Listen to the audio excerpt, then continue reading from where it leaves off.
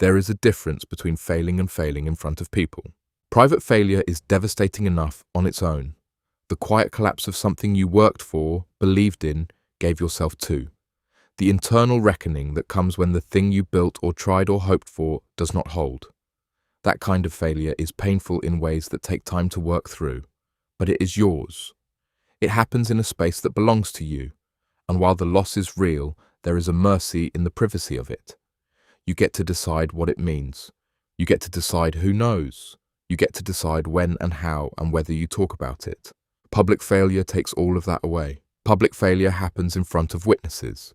It happens in spaces you cannot control, with an audience you did not choose, in a timeline that does not wait for you to find your footing before the story starts being told. Public failure means that the most painful, most exposing, most humiliating version of what happened to you is visible to people whose opinions you carry. People who knew what you were building. People who believed in you, or did not believe in you, or are quietly relieved that the thing you were doing fell apart. People who watched. People who are still watching. People who will bring it up again when you least expect it, in rooms you cannot prepare for, in ways that make the ground shift under you all over again. And underneath all of that, underneath the visibility and the witnesses and the loss of narrative control, there is the thing that makes public failure its own particular category of human suffering. Shame, not guilt, shame. And those two things are not the same, and the difference between them matters enormously, and we are going to spend time with it today, because understanding that difference is one of the most important tools available for surviving what you are carrying. So let us begin. Not at the resolution, not at the restoration. At the beginning. At the hardest place, because the only way through shame is not around it. Let me start by drawing the line between guilt and shame very clearly, because most people use these words interchangeably, and they are doing themselves significant damage as a result. Guilt says I did something bad. Shame says I am something bad. Guilt is about behavior. It is about a specific action or decision or failure that you are accountable for. Guilt has an object. It points at a thing. It says this thing I did was wrong, or this thing I failed to do mattered, or this decision had consequences I am responsible for. And guilt, while painful, is actually navigable. Because behavior is something that can be addressed. You can acknowledge what happened. You can make amends where that is possible. You can change what you do going forward. Guilt gives you somewhere to go with it. It has a door that leads somewhere. Shame has no door. Shame does not say you did something that can be addressed. Shame says you are something that cannot be fixed. It says the failure was not a mistake that happened. It says the failure is a revelation. It pulled back the curtain on who you actually are. It showed people what was always true about you underneath the version you were presenting. And now they know. And now you know that they know. And the exposure of that, the feeling of being truly seen as the thing you were most afraid of being, that is what shame does. It does not hand you a problem to solve. It hands you a verdict to live with. And public failure is one of the most reliable generators of shame available to a human being, because it combines the personal devastation of the failure with the social devastation of the audience. And the brain, in the aftermath of that combination, goes to a very specific and very dark place. It says everyone now knows what you really are. I want to name what shame actually does to the body and the mind, because if you have been living with the weight of a public failure and you have not had anyone name what is actually happening to you physiologically and psychologically, you have been trying to fight something you have not been able to fully see. Shame is not just an emotion. It is a full-body experience. When shame is activated, the nervous system responds the way it responds to physical threat. The face flushes, the chest tightens. The impulse to hide, to disappear, to make yourself as small and as invisible as possible becomes almost physical in its urgency. This is not weakness. This is not drama. This is your nervous system doing exactly what it was designed to do when it perceives that your place in the social group is at risk. Because for most of human history, social rejection was not just painful, it was dangerous. Being cast out of the group was a survival threat, and so the brain treats shame with the same alarm it treats physical danger, which means that the responses to shame, The hiding, the isolation, the shutting down, the sudden inability to think clearly or speak honestly or be present in your own life are not character flaws. They are the body's emergency response to what it is reading as a threat to your belonging. And the first step to working with those responses, rather than being controlled by them, is understanding that they are not the truth. They are the alarm. And the alarm is not always accurate about the size of the actual threat. Shame also does something specific to memory. It has a way of making the moment of public failure feel permanently present. You replay it, not occasionally, constantly, at 2 a.m. when the room is quiet and the defenses are down. In the middle of conversations that have nothing to do with it, when a word or a look or a tone activates the memory without warning. In your chest, when you walk into a room where someone who witnessed the failure is standing. Shame keeps the wound fresh in a way that ordinary grief does not, because ordinary grief moves, slowly, with setbacks, non-linearly, but it moves. Shame has a tendency to keep you in the moment of the failure as if no time has passed, as if the story is still happening, still unresolved, still being told by everyone who saw it in the exact same way they told it on day one. That is not reality, but shame is not interested in reality. Shame is interested in keeping you small and hidden and convinced that the worst moment of your public life is also the most definitive one. Let me talk about the audience. Because one of the most significant sources of pain in public failure is not actually the audience itself. It is your imagination of the audience. When something fails publicly, one of the most damaging things your mind does is construct a unanimous jury. It takes the people who saw what happened and assigns them a single, unified verdict. It tells you that all of them are thinking the same thing about you, that they all see it the same way, that the story they are telling about you in their minds and in their conversations is consistent and thorough and devastating. And almost none of that is true. The reality of how other people process a public failure that involves someone they know is far more complicated and far less focused than shame would have you believe. Some people are genuinely compassionate and primarily concerned about you. Some people have already moved on to the next thing because human attention is shorter than we give it credit for. Some people have enough of their own failures to carry that they do not have the bandwidth to sustain extended judgment of yours. Some people have revised their view of what happened multiple times since it occurred, because events like this tend to reveal more context over time, not less. There are people who are genuinely harsh. There are people who have used what happened as a story they tell at your expense. There are people whose opinion of you changed and has not changed back and may not. And those people are real and their existence is genuinely painful, and I am not going to minimize that by pretending everyone is secretly rooting for you. But the unanimous jury your shame has constructed is a fiction, and it is a fiction that is holding you in a courtroom you do not actually need to keep sitting in. There is a specific form of pain that comes with a public failure that I want to name carefully, because it is rarely talked about directly. It is the pain of having let people down, not the abstract, generalized idea of letting people down. The specific, named people, the ones who believed in you, the ones who invested in what you were doing with their resources or their endorsement or their reputation or their trust, the ones who stood by you publicly in a way that made them vulnerable to the consequences of your failure, the mentor who vouched for you, the friend who told others to support what you were building, the community that gave you a platform, the family members who were proud of you in a public way that now costs them something. That is a specific kind of grief, and it is layered in a way that is hard to untangle because it mixes your own pain with genuine concern for people you care about. And shame uses that concern to keep you in a particular kind of suffering that is very difficult to move through because it feels selfless. It feels like accountability. It feels like the right thing to feel.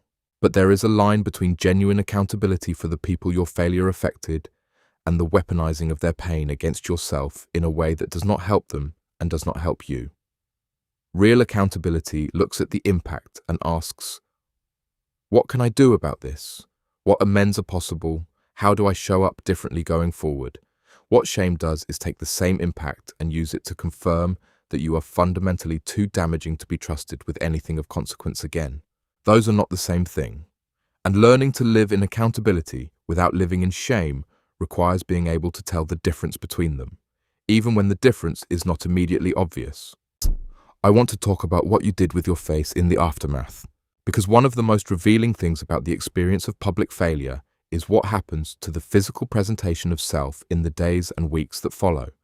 The choices about where to go and where not to go, whether to show up to the places where the people who witnessed the failure will be, whether to address it directly or say nothing and hope it passes, whether to look people in the eye or find reasons to look away, whether to occupy the same spaces you occupied before or to quietly start reducing your footprint in the world.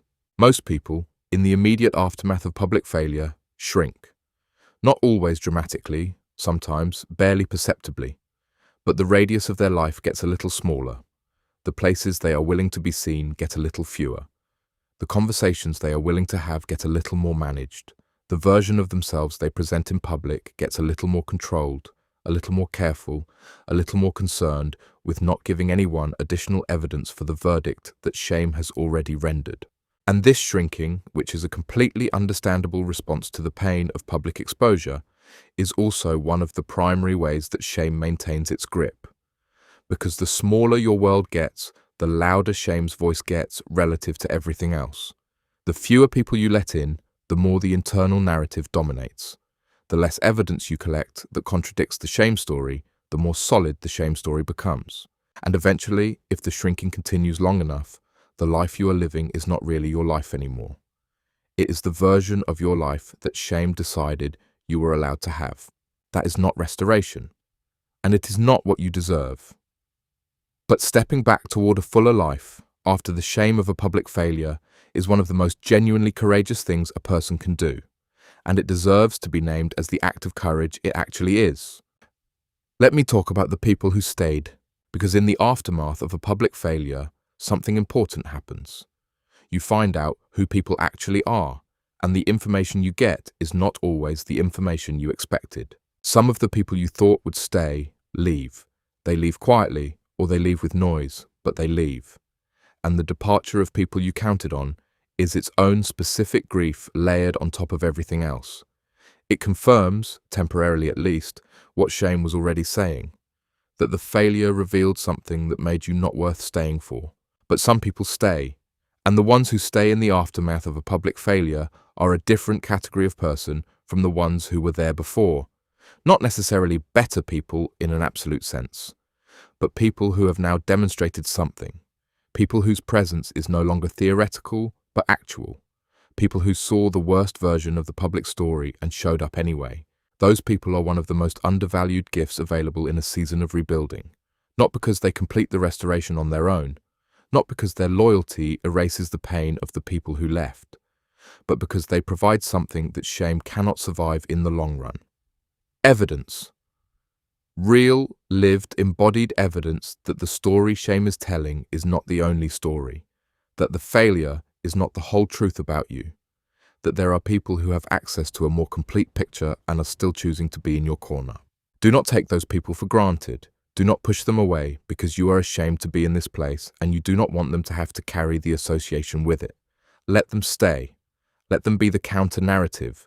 Let their continued presence in your life do the work that their continued presence is uniquely positioned to do.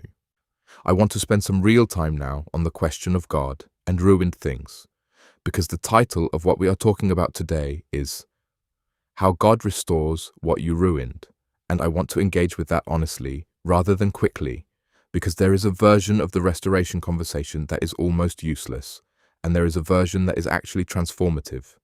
And I want to find the second one. The useless version sounds like this: God can restore anything. Just trust Him, and everything will be made new. Your worst chapter is just God's setup for your greatest comeback. The failure was actually a blessing in disguise.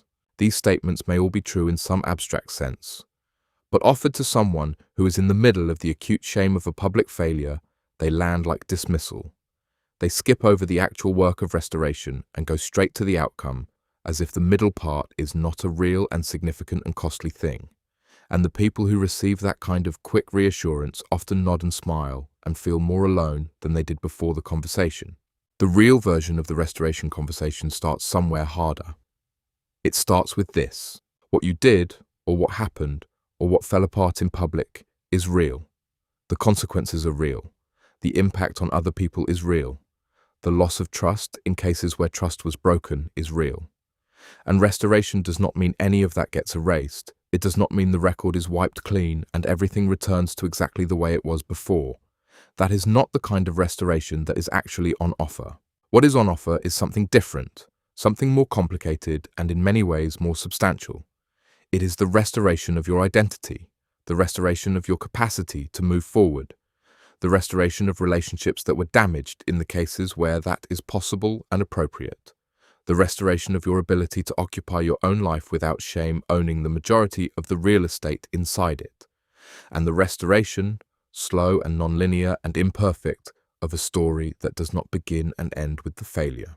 That is what restoration actually looks like. And it is not a single moment, it is a process, a long, unglamorous, sometimes invisible process. And it starts not with a dramatic declaration of new beginnings, but with the quiet, daily decision to not let shame write the final version of who you are. Let me talk about what you owe and what you do not owe, because the shame of a public failure tends to produce a very distorted accounting of both. You owe honesty. Where you caused harm, you owe an honest acknowledgement of that harm, not a performance of remorse designed to manage other people's opinion of you. Genuine acknowledgement, the kind that does not minimize what happened or shift the responsibility or wrap the accountability in so much context and explanation that the actual acknowledgement gets lost. You owe that to the people who were genuinely affected by what happened. And in some cases, you owe it to yourself. The honesty of saying this happened and I was responsible for this part of it and I am not going to pretend otherwise. You may owe amends. Where repair is possible and appropriate and actually wanted by the people involved, you may owe the attempt, not the guaranteed success of the attempt. Repair is never entirely in your hands because it requires the participation of the other people involved. But the genuine, non-self-serving attempt to make right what can be made right. And you owe a changed trajectory. Where the failure involved choices you made, you owe the work of understanding why those choices happened and what needs to change so they do not happen the same way again. Not the performance of change for an audience. The actual, private, unglamorous work of becoming different in the places where you were broken. But here is what you do not owe. You do not owe perpetual self-punishment. You do not owe shame a permanent residence in your interior life as some form of penance for what happened. You do not owe the people who were hurt an eternal flagellation that keeps you from ever being fully present in your own life again. Accountability and self-destruction are not the same thing, and staying in the shame long after genuine accountability has been attempted is not virtue. It is something else. It is the belief, usually unconscious, that suffering is what you deserve. That the only appropriate response to having ruined something is to continue ruining yourself indefinitely. That belief is not accountability. It is its own distortion. And it does not serve you. And it does not serve the people you harmed. And it does not serve the version of you that is still capable of contributing something real and good and lasting to the world. I want to speak directly to the person who is afraid that they are not allowed to be okay. Maybe the failure was significant enough that you have started to believe, on some level, that experiencing anything good again would be a kind of injustice. That allowing yourself to heal, to find joy, to participate fully in your own life again before some undefined period of adequate suffering has passed, would be wrong somehow, would communicate that you did not take what happened seriously, would give the people who were hurt permission to say, see, they never really cared. And so you stay, not in the failure exactly, but in a kind of low-grade ongoing diminishment of your own life. You allow yourself enough to function, but not enough to flourish. You keep a quiet governor on your own happiness as a form of ongoing tribute to what you cost. I want to say to you directly and without hedging, you are allowed to be okay, not immediately, not bypassing the grief and the accountability and the genuine work of understanding what happened, but eventually, after the real work has been done, after the amends that are possible have been attempted, after the honest reckoning with your own part in what happened has occurred, after the people who were genuinely harmed have been acknowledged in a real way. After all of that, you are allowed to heal, you are allowed to rebuild, You're allowed to participate fully in your own life without treating every moment of genuine happiness as a betrayal of the seriousness of what happened. Because your continued suffering does not restore what was broken. It does not make the people who were hurt more whole. It only makes you less able to be and do the things that the world still needs from you. Healing is not erasure. It is not pretending. It is not getting off easy. It is the hard, slow, genuine work of becoming someone who is different enough from who they were during the failure that the future does not repeat the past. And you are allowed to pursue that. You are not only allowed to, you are called to. Let me talk about the role of time in restoring a public reputation, because this is something that almost everyone in the aftermath of a public failure desperately wants a formula for, and almost no one gives them an honest answer about. There is no formula. And the timeline is not in your control. And those two facts are among the hardest things to sit with when you are in the middle of it. What is true is that reputation restoration does not happen through campaign. It does not happen through carefully managed public appearances designed to demonstrate your redemption to an audience that is deciding whether to extend grace. It does not happen through the right statement released at the right time with the right language that threads the needle of accountability and confidence and forward motion. All of those things can be part of a thoughtful response to a public failure. But none of them restore a reputation, because reputation is not primarily built or rebuilt through performance. It is built through sustained, consistent, time-tested character. And the sustained part is the part that cannot be manufactured or rushed. What restores reputation over time is the accumulation of evidence. Evidence that who you are now is different from who you were then. Evidence that the failure was a chapter and not the whole book. Evidence that the people who stayed in your corner were not naive, but perceptive. Evidence that what you are doing with your life now has integrity and substance, and is not just the elaborate public relations strategy of someone trying to rehabilitate an image. That evidence accumulates slowly, and it accumulates in spaces that are often not visible, in the quality of how you show up in your relationships, in the consistency between what you say and what you do when no one is watching, in the small choices that no one applauds and that do not generate any external confirmation, but that are building something real in the quiet. And eventually, not on your timeline and not always in the form you pictured, the accumulation becomes visible. The people who had revised their opinion of you downward start to revise it again. The doors that closed start to crack open.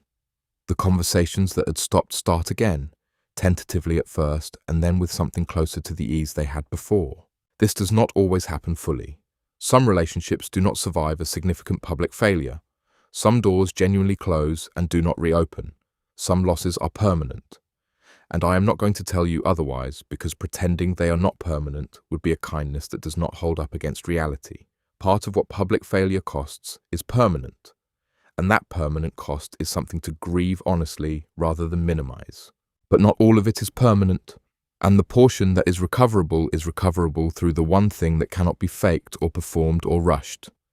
It is recoverable through actually becoming, over time, the person that the failure revealed you had not yet fully become. There is something about the experience of public failure that, when it is finally far enough in the rearview mirror, produces something unexpected. Something that most people would never have chosen to develop through easier means, but that becomes one of the most defining and most valuable things about them. Authentic authority. Not the kind that comes from having an impressive record or an unblemished reputation or a carefully maintained image. The kind that comes from having been through something genuinely hard and coming out the other side changed. The kind of authority that only a person who has actually failed in a real and significant and visible way and actually reckoned with it and actually done the work of understanding and changing and rebuilding can carry. There is something in the quality of presence that people who have been through genuine public failure and genuine restoration carry that people who have not cannot replicate. A lack of pretension, a willingness to be honest about the full picture, a compassion for other people in their failure that is not theoretical but earned, a groundedness in something that does not depend on what other people think because they have already survived the worst version of what other people think. That is not a small thing.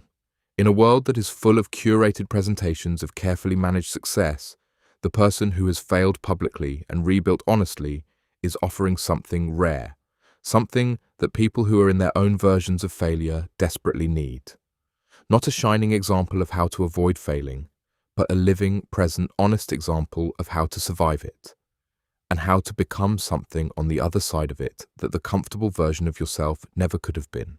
I want to talk about forgiveness, not forgiveness from other people, though that matters. Forgiveness of yourself. Self-forgiveness is one of the most contested, most misunderstood, most genuinely difficult spiritual and psychological tasks available to a human being. And in the context of a public failure, it becomes even more complicated, because it can look like minimizing. It can look like letting yourself off the hook. It can look, from the outside and even from the inside, like a refusal to take seriously the gravity of what happened. But self-forgiveness is not minimizing. It is not letting yourself off the hook. It is not a declaration that what happened was not serious, or that the people who were hurt do not matter, or that accountability is optional. Self-forgiveness is the decision to stop using the failure as a weapon against your own future. It is the choice, made not once, but probably hundreds of times over the course of the process, to acknowledge what happened, to hold yourself accountable for your part in it, and then to refuse to allow that accountability to become a permanent sentence of diminishment. It is the practice of separating the event from the verdict, saying, yes, I did that, or yes, that happened, and yes, there were consequences, and yes, I am responsible for what I am responsible for. And I'm also not going to allow this singular event to become the permanent ceiling of what my life is allowed to be. That is an act of profound courage, not because it bypasses accountability, but because it insists on accountability and forward motion at the same time, because it refuses to choose between taking what happened seriously and continuing to actually live. If you're in a place where self-forgiveness feels impossible right now, where every time you approach it, the shame pushes back and reminds you of why you do not deserve it, I want to ask you to start smaller, not with full forgiveness, with the decision to stay, to remain in your own life, to continue showing up, doing the work, tending to what is in your hands, being present with the people who are still there, and let the forgiveness come behind the showing up, rather than waiting for the forgiveness to arrive before you are willing to show up. Because it almost always works in that order. You do not feel forgiven and then live like it. You live like the forgiveness is possible, and eventually you feel what you have been practicing. I want to speak to the people who are watching you, not the critics, the watchers, the ones who do not know exactly what to do with what happened, but who are paying quiet attention to what you do next. The ones who have not decided yet what the failure means in the larger story of who you are. The ones whose opinion is not fixed, but is being shaped, gradually and quietly, by what they are observing. Those people are watching for something specific, not for the polished comeback, not for the impressive new venture that suggests you have fully moved past it, not for the public statement that threads every needle perfectly. They are watching to see whether you are honest about it, whether you demonstrate in the way you actually live rather than in what you say about it, that something real changed as a result of what happened. They are watching to see whether you can be in a room where the failure might come up without completely shutting down or becoming defensive or desperately redirecting the conversation.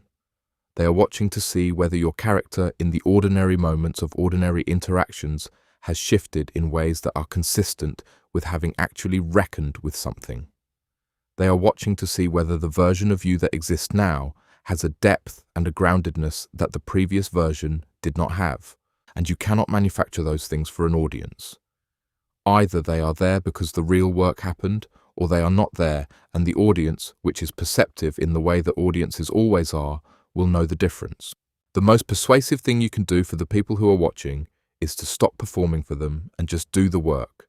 Just actually become the person that the failure revealed you needed to become, and let the watchers observe that becoming in real time, imperfectly, non-linearly, without the highlight reel editing that makes transformation look cleaner and faster than it actually is. Real transformation, observed by real people over real time, is one of the most compelling things in human experience. And it is available to you, not as a strategy, as a life. Let me talk about what God does with ruined things, not theologically, experientially, in the way it actually shows up in the lives of real people who have been through something real. What I have seen over and over again in the lives of people who have gone through significant public failure and done the real work of reckoning and rebuilding is this. The thing that was ruined does not simply get restored to its previous condition. It gets transformed into something that could not have existed without the ruining, not because the ruining was necessary in some cosmic plan, but because the process of genuine recovery from a real failure produces things in a person that the original version of the thing they lost was never able to produce. Humility that is not performed but actual. Compassion for other people in their failures that goes bone deep because you know what it costs from the inside. Freedom from the need for approval that only comes from having survived the worst version of disapproval and discovered that you are still standing. Clarity about what actually matters that cuts through the noise because you have seen what it looks like when the noise is all that was holding something up. These things are not consolation prizes. They are not a pretty way of spinning a loss. They are genuinely substantial. They are the kinds of qualities that make a person's presence in the world richer and more real and more useful to the people around them than the polished, unblemished, impressively managed previous version ever was. And the restoration that comes out of that, the relationships rebuilt on honest ground, the influence that returns because it is now carried by a person who has been genuinely tested, the capacity to be with other people in their hardest moments because you know from the inside what those moments actually feel like, that is a different and in many ways deeper version of what was there before. Not better because the failure was good, better because of what happened inside the person who went through the failure and did not let it be the final word. As we move toward the close of this conversation, I want to address the fear that sits underneath most of what we have been talking about. The fear that this is permanent, that the thing that fell apart in public will always define you, that the people who saw it will never see you differently, that the story told about you in the rooms you are not in will always be the worst version, that the doors that closed will stay closed, that the trust that was broken is permanently broken, that the version of yourself you were before this happened is a version you will never be able to return to. Some of those fears have truth in them. The version of yourself you were before this happened is genuinely a version you will not return to, not because you are lesser than that person, but because you are different from that person. The failure changed you. The reckoning changed you. The survival of something that you thought might not be survivable changed you. And who you are now, on the other side of it, is not a diminished version of who you were. It is a more tested, more honest, more substantive version. The permanence of the identity change is not the threat. It is one of the gifts hidden inside the cost. What is not permanent in most cases is the full weight of the consequences. Consequences have momentum, and that momentum decreases over time. Not evenly, not without setbacks, but decreases. The story that other people are telling about you loses urgency. The people who witnessed the failure move on to the next thing that captures their attention. The doors that closed do not all stay closed. Some of them crack open again in ways you did not expect, at times you did not plan for, because the people on the other side of them eventually see something that revises their decision. And your own interior experience of the failure changes. The shame, which feels so acute and so permanent in the early days, does become less acute. Not because you forget or because it stops mattering, but because you build more life around it. Because the accumulation of new days and new choices and new evidence of who you are becoming gradually dilutes the dominance of the worst chapter. It does not erase it, but it takes up proportionally less of the total space. You will not always feel the way you feel right now. That is not wishful thinking. It is the observed reality of the people who have been where you are and kept going. Here is what I want to leave you with. The shame of a public failure is one of the heaviest things a person can carry. It is uniquely humiliating in a way that private failures are not. It strips away the control you would have had over the narrative. It puts the most vulnerable version of your story in the hands of people whose responses you cannot manage. And it generates a verdict about who you are that feels authoritative and permanent in a way that makes rebuilding feel, from the inside of it, almost impossible. But the verdict is not the final word. Not because the failure was not real, not because the consequences are not significant, not because the people who were affected do not matter or their experience does not count, but because a single chapter, however public and however painful, is not the whole story. And the person who wrote that chapter is not the only version of you that gets to have a say in what comes next. What comes next is built in the quiet, in the private, daily, unglamorous decisions to do the work even when no one is watching. To be honest, even when the honest version is not the flattering version. To stay in the relationships that are willing to stay in the return with you. To tend to the people you can still tend to. To show up in the spaces where showing up is still possible, even when showing up is the hardest thing available. And somewhere in the accumulated weight of all those quiet decisions, somewhere in the steady, imperfect, forward-moving process of becoming something more than the worst moment, restoration happens, not as a single event, not as a dramatic return to everything you had before, but as the gradual, undeniable emergence of a life that shame no longer owns. That life is available to you, not eventually, in some distant future where all the consequences have finally resolved. Right now, in the decision to pick up this conversation and be honest about where you are, in the choice made in this moment to not let shame write the rest. The failure happened.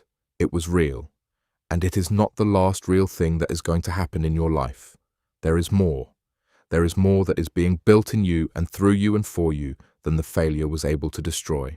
You are not what you ruined. You are what survived the ruining. And what survived is enough to begin again. Begin.